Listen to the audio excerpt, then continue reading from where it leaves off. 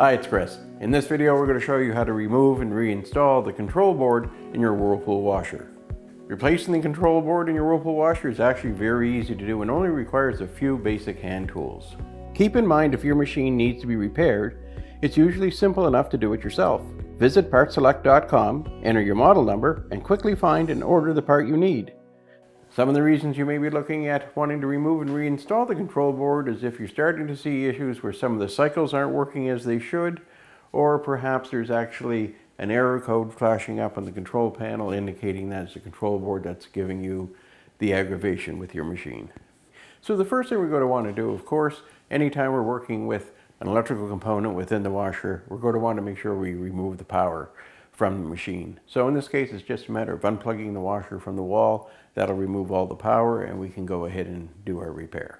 Now, in some cases, you may be able to access the back of the control panel without having to undo all your hoses, but it may be easier just to do that disconnect of the plumbing work so that you can easily get into the machine and work on it. So we're just going to turn off our valves for our water supply, and then we'll undo our hoses from the valves. Now, there will be water in these hoses, so you'll want to maybe have a bucket just to drop the ends of the hoses into so that water can drain out. As well as you got a drain hose, and typically you'll find some kind of a strap that holds the drain hose in place so it doesn't jump out of the standpipe. So just slip that off, remove your drain hose. So now that everything's disconnected, there's no reason in the world we can't turn this machine around so you can see how to remove that control panel. So now in this model, to access the control panel, it's really easy. We're just going to use a Phillips screwdriver. You can on this model actually use a 1/4-inch nut driver if you want, but the Phillips screwdriver is typically the most common tool to have in the house.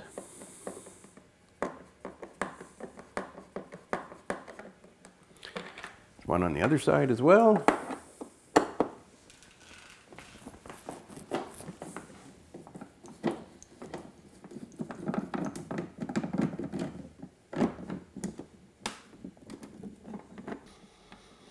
There we are. Now with those screws removed, we're just going to tip our console forward, and there's your control board. So while all this may just look a little bit scary, we've got a lot of wiring, we've got some hoses, we've got some valves. It's really not bad. I usually advise when getting into a job like this, it's not a bad idea in order to just take a picture from, say, up here, so you get a shot of where the individual harnesses are going, just in case you don't remember when you go to do it. Now, these harnesses are also set up in a way they typically will only go into the spot they're designed for, so you don't really have to worry about mixing things up too much, but that picture's always a nice fallback too. So the board is held in place with one screw, and it happens to be a 1/4-inch screw, and I'm just going to remove that just so it's a little easier to get the board up and out to take wires off.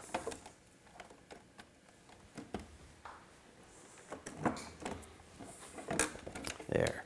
So now we can see where everything is.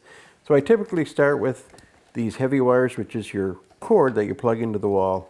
I'm simply going to pull that out first. May as well go to the next one that's closest to it. So you can see this little locking tab.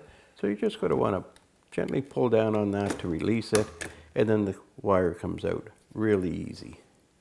So we'll do the next one, same thing, just pull that tab downward and wiggle the wiring off.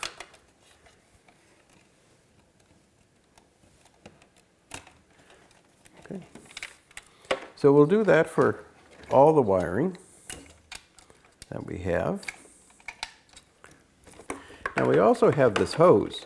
This hose is actually the hose that goes from the tub to the pressure switch, which is built right into this control board. A lot of washers will have the pressure switch on a separate component located in a different area, but on this particular style, they have it all in one. So this hose is actually taking air that's coming from the tub when the water is filling. It pushes air up this tube, and that's what activates the pressure switch. So this hose is really important. One, you want to make sure you don't do anything to damage that hose. If it was to get a pinhole, the air pressure would leak out, wouldn't operate the switch, and your machine would overfill. So we'll just want to make sure we don't do anything to harm that. And then we'll just continue to remove these wires, again by pulling the tab down and pulling the harnesses out. Pretty slick. And again, you can just do this with your fingers. You don't need to have any special tools. I have this gray one here.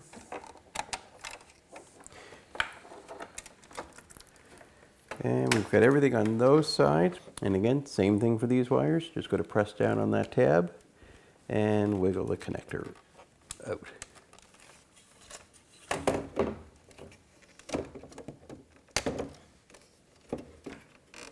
Pull the tab down, wiggle the connector out.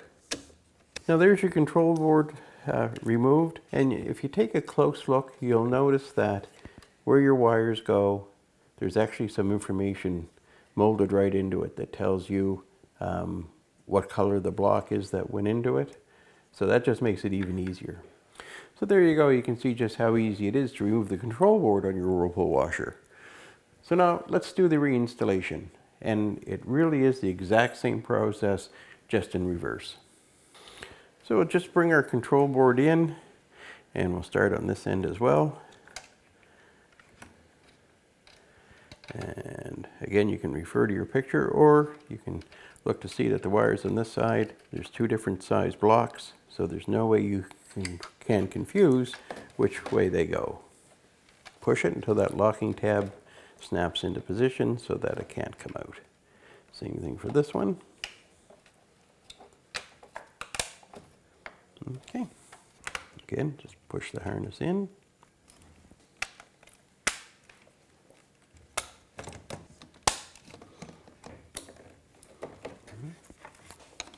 Make sure that's on there nice and tight. Now with everything hooked up, we can just settle this into place. So now we're just going to put our console into position and rotate it backwards.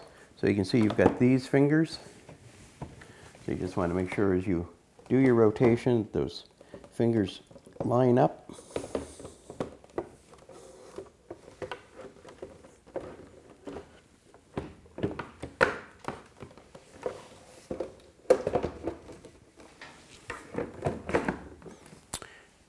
There, and that's settled into place. Now we just need to put our two screws in that secure the console.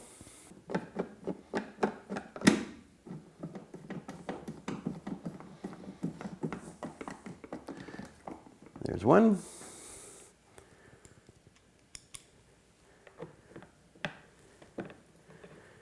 The other side.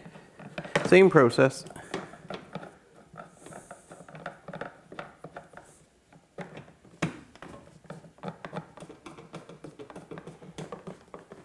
Snug the console down.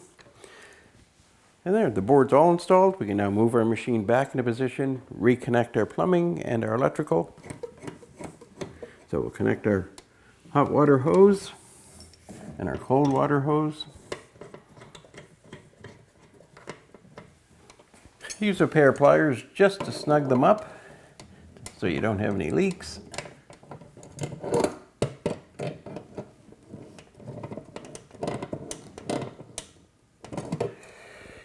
Turn on your taps. Just check for any sign of any leaks. Bring up our drain hose. Set it into the standpipe. Bring our strap that secures them.